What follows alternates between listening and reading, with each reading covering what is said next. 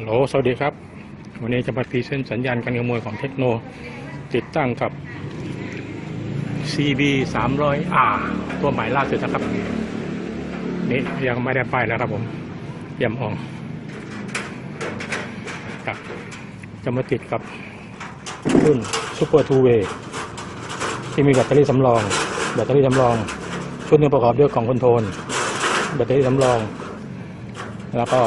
ตัวรีโมทล็อกได้สั่นได้นะครับส่วนตัวนี้เป็นวันเวียกันน้ำ 100% และชุดสำเร็จรูปไม่ต้องตัดต่อสายนะครับติดตั้งเรียบร้อยแล้วเพื่อไม่เสียเวลานะครับผมนี่เทคโนนะครับเพื่อไม่เสียเวลาเราได้ติดตั้งเรียบร้อยไปแล้วนะครับ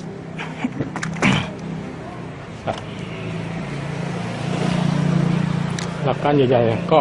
ทั่วไปนะครับผมล็อกไฟเลี้ยวจะขึ้นนะครับไฟเลี้ยวจะขึ้นกระพริบล็อกกดทีนึงถ้าใครล็อกครับถ้าล็อกเสร็จนะครับล็อกนะครับไฟเลี้ยวกระพริบถ้าใครมาถูกรถก็จะดังพร้อมกับตัดระบบไฟนะครับ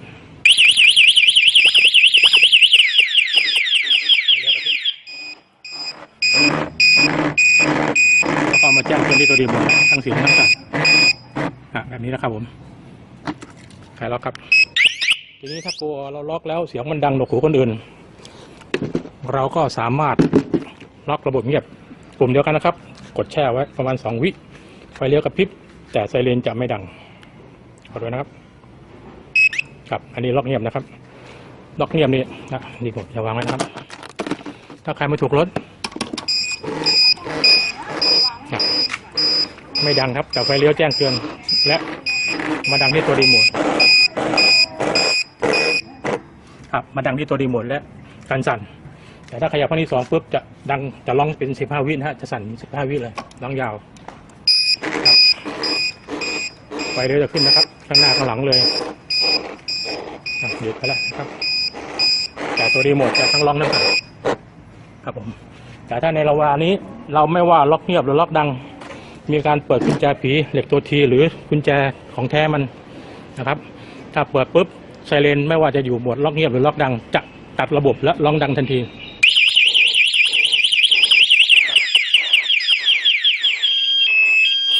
พร้อมไฟเลี้ยวกระพริบร้องยาวนะครับ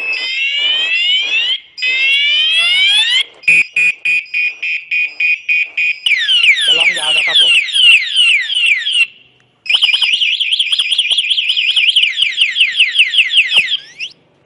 จะร้องยาวครับร้องเป็นประมาณ15 วิเลยนะครับผมแล้วแต่ถ้าสมมุติเรากดล็อกแล้วไม่ว่าล็อกดังหรือล็อกเงียบเปิดกุญแจต่อสายตรงเหล็กตัวทีรถก็จะดังทันทีแต่สตาร์ทไม่ได้นะครับ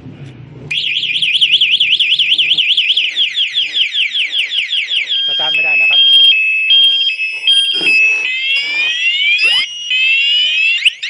สตาร์ทไม่ได้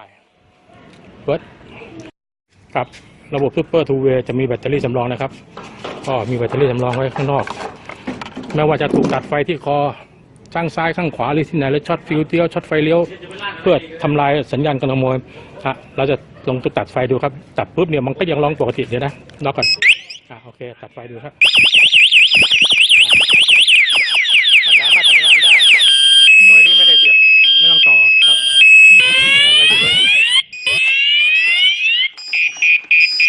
ที่รถก็ไม่สามารถเปิดไฟได้สตาร์ทไม่ได้ครับนี่ไม่ได้ใช้ไฟนะใช้ตัวมันเองมันมีแบบสำรองอยู่ก้อนหนึ่งดังแบบนี้แหละครับถ้าตัดไฟแล้วมันแจ้งเตือนทันทีระบบใช้งานได้หมดรถก็สตาร์ทไม่ได้ไฟก็ไม่มีครับพอแล้วครับโอเคครับถ้ารายละเอียดต้องการมากกว่านี้ติดต่อสอบถามเทคโนได้นะครับครับ CB 300R ใหม่